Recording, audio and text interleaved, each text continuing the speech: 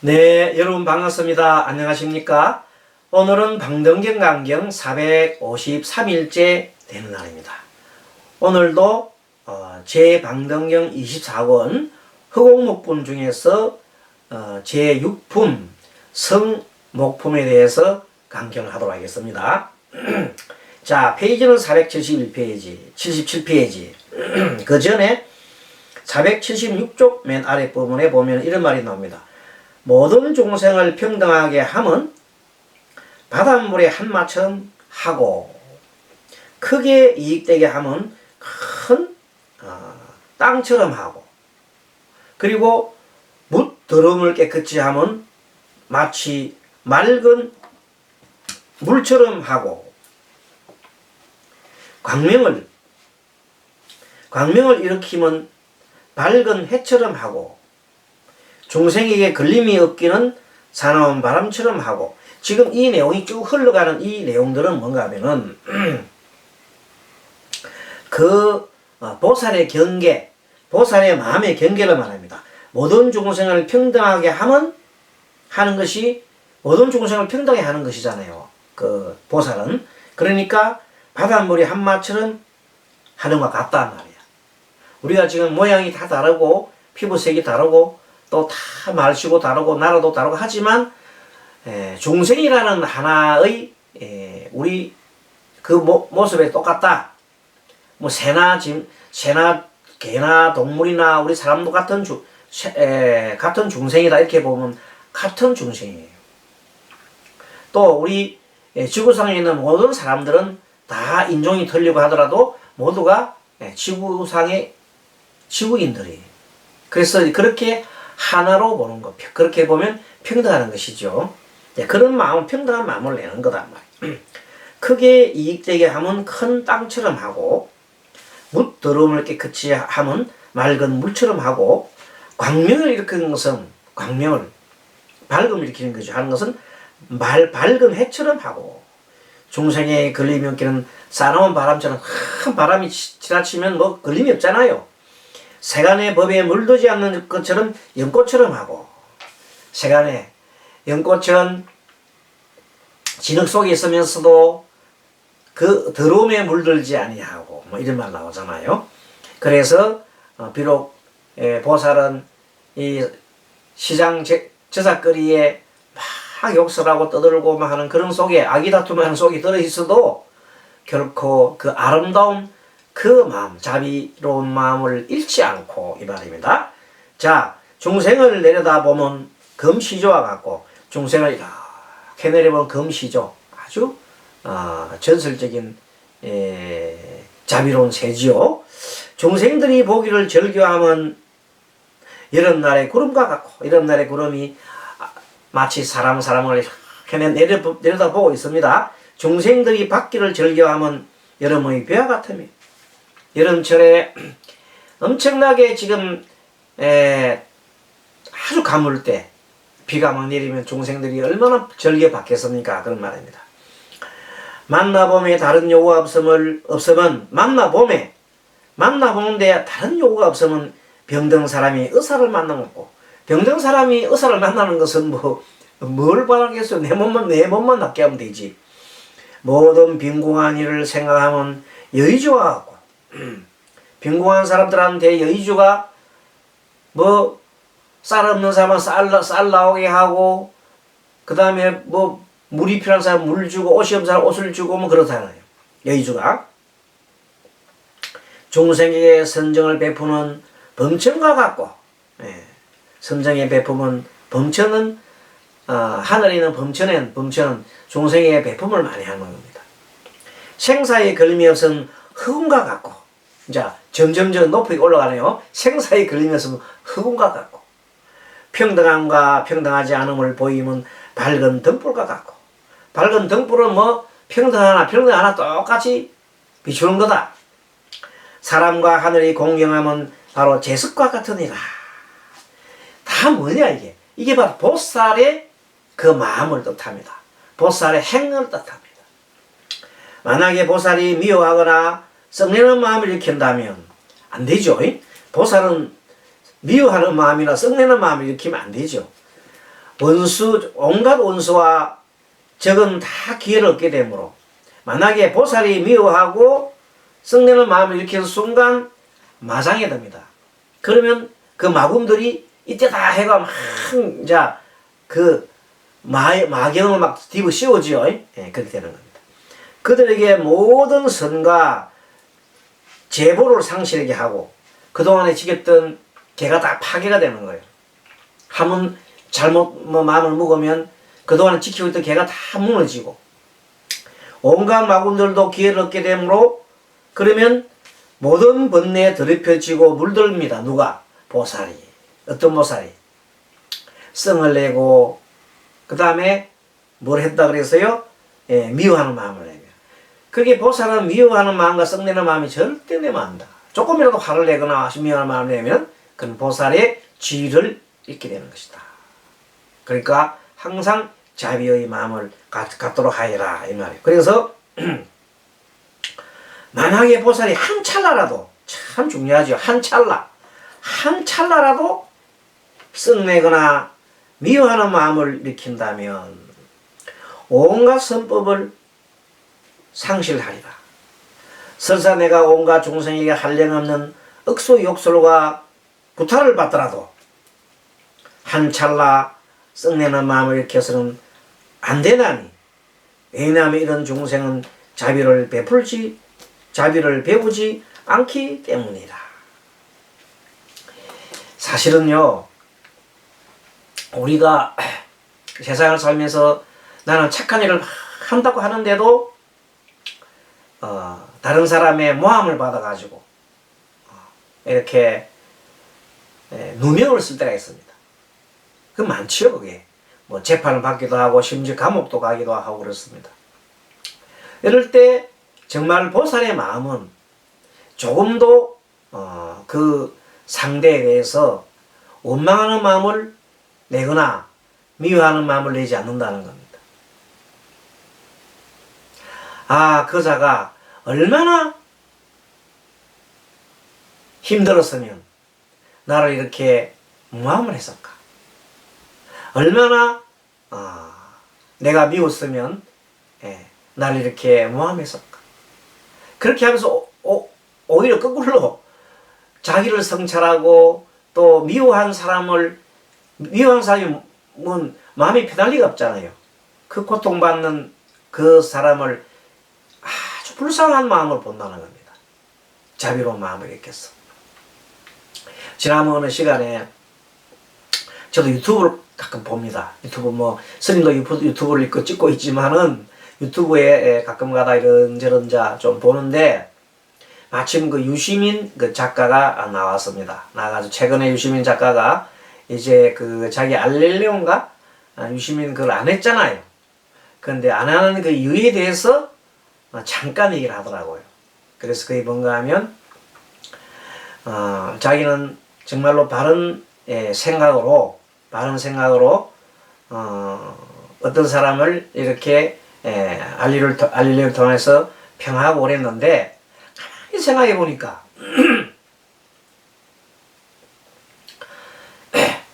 내가 평을 하는 상대방도 자기 나름대로는 옳다는 이념이 다 가지고 있다는 겁니다.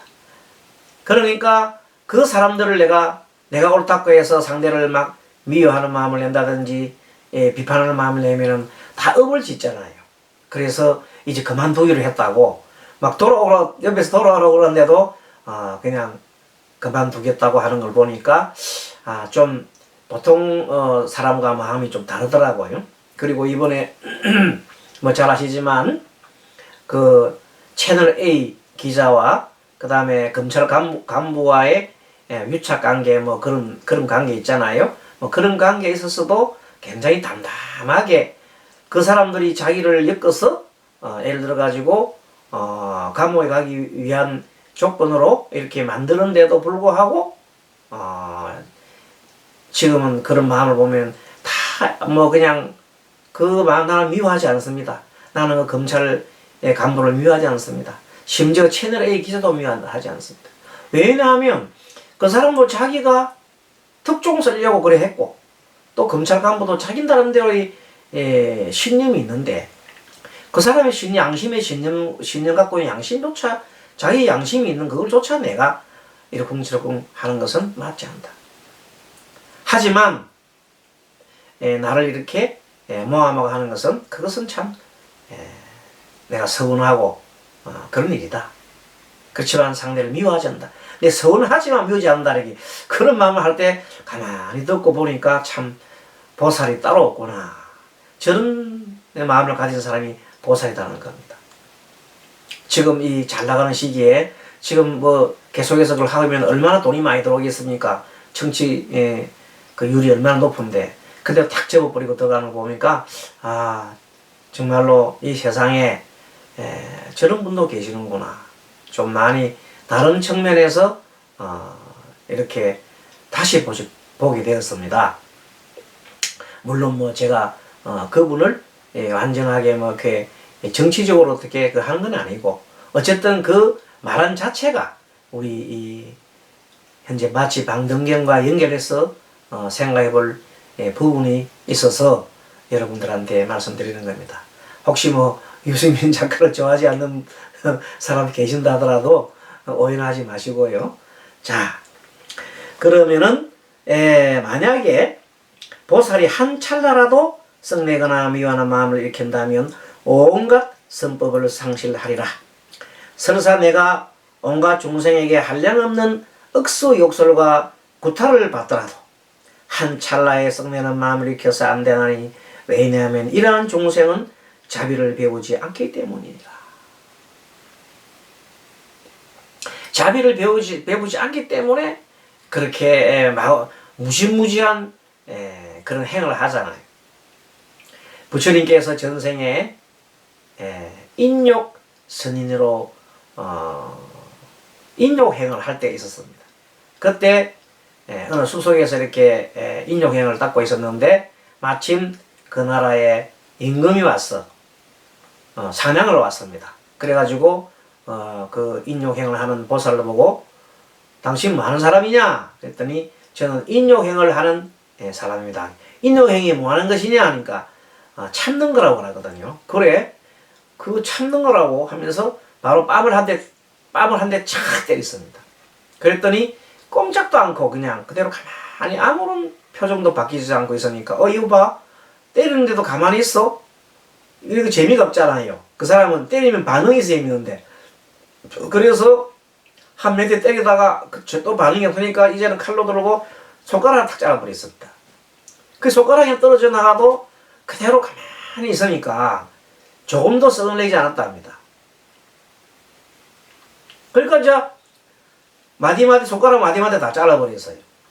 그래도 가만히 있으니까 이제 기분이 나빠가지고 팔, 다리 다 잘라. 그래 몸을 전부 다 이제 팔다리부터 해서 온몸을 신체를 다 절단해버렸어요. 죽였겠죠? 그런데도 인욕 선행하신 서가모니 보살의 전신인 그 서가모니 부처님께서 조금도 원망하는 마음을 내지 않고 이제 인연 따라 내가 이제 수명을 다하는구나. 하지만 저 이는 정말로 이 방등에서 지금 얘기했듯이 정말 자비를 모르고 그 다음에 너무나 불쌍한 존재다. 고로 다음번에 내가 부처가 될 적에 제일 먼저 저 사람을, 저 왕을 내가 구제해 주리라. 이렇게 부처님께서 마음을 하고 그 약속을 한 겁니다. 그래서 다음 이 금생에 그리고 이제 부처님께서 다시 이제 지구에 태어났죠. 사바세계 지구에 태어나서 인도에 태어나서 부처님이 됐잖아요. 부처님 되고 맨 먼저 그 가르침을 전하는 이가 바로 오 비구 중에 한 사람이 교진녀죠. 한 사람이 교진녀죠. 교진녀 등 5비구잖아요. 원래 부처님의 몸종이었죠. 그래서 그 비구 중에 한 사람인 교진녀가 맨 처음 전생에는 부처님을 죽인 왕이었다.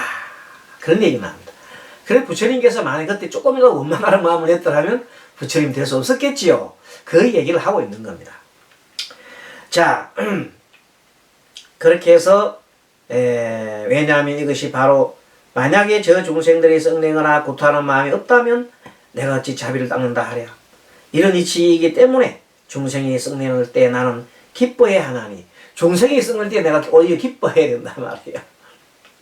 왜냐하면 이것이 바로 나의 슬퍼하는 인연이기 때문이다. 중생이 화를 내니까 오히려 내가 기뻐해야 돼. 저 중생을 구제할 수 있는 기회가 생겼구나. 만약 선남자나 선녀인으로서 너희 이렇게 관찰한다면, 그게 유튜브에서 막 공격이 들어와요.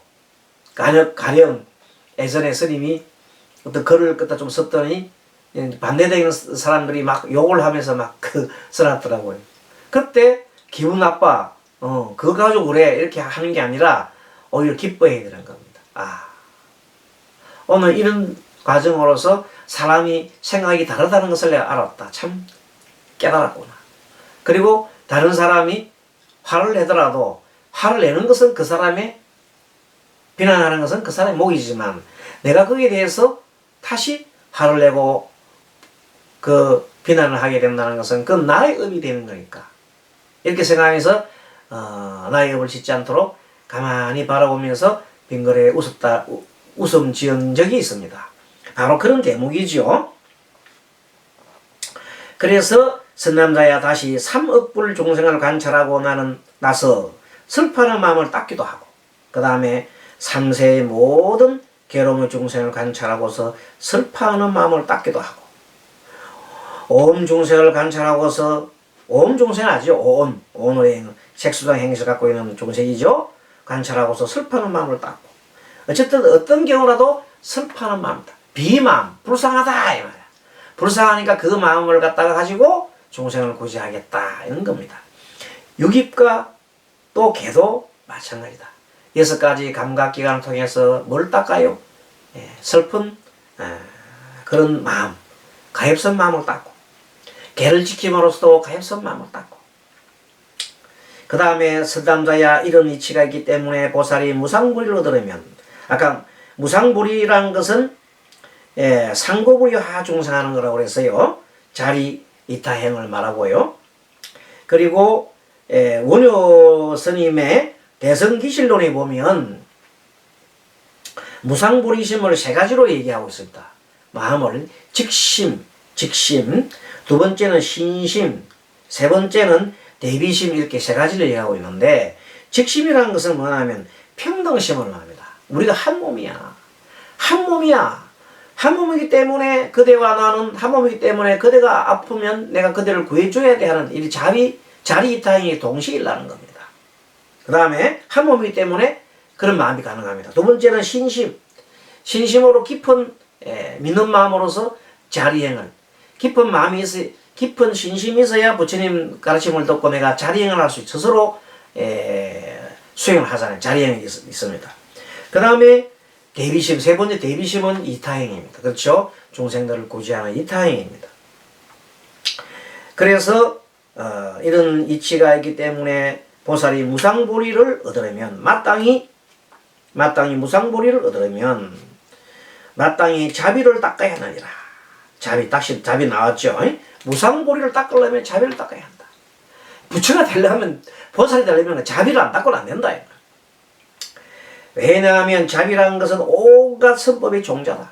온갖 착한 법의 종자다. 씨앗이 된다.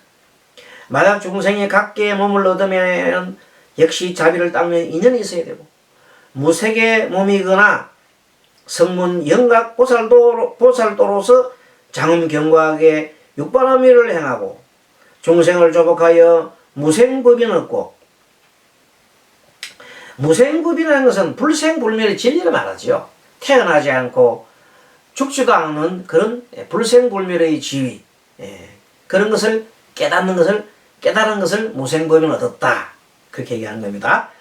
무생법인 불생불멸의 진리를 깨달은 것을 말합니다. 공성을 깨달은 것을 보고 무생법인 얻었다. 무생법인을 얻은 사람은 더 이상 이제 번뇌가 소멸됐기 때문에 어떻게 돼? 태어나거나 죽거나 하는 그런 일이 없다 말이에요. 윤회에서 벗어났다 이 말. 그리고 무생법인을 얻고 무상보리를 성취하면, 무상보리라는 것은 무상보리심은 바로 자리타행이죠. 상구보리 하하 중생한다 그래서요. 그리고 그렇게 해서 무상보리를 성취하면 다 자비의 종자다. 그 무생법인을 얻는 거나 육바라밀을 얻는 거나 무색의 몸이 되는 거나 모든 것이 뭐의 씨앗이다?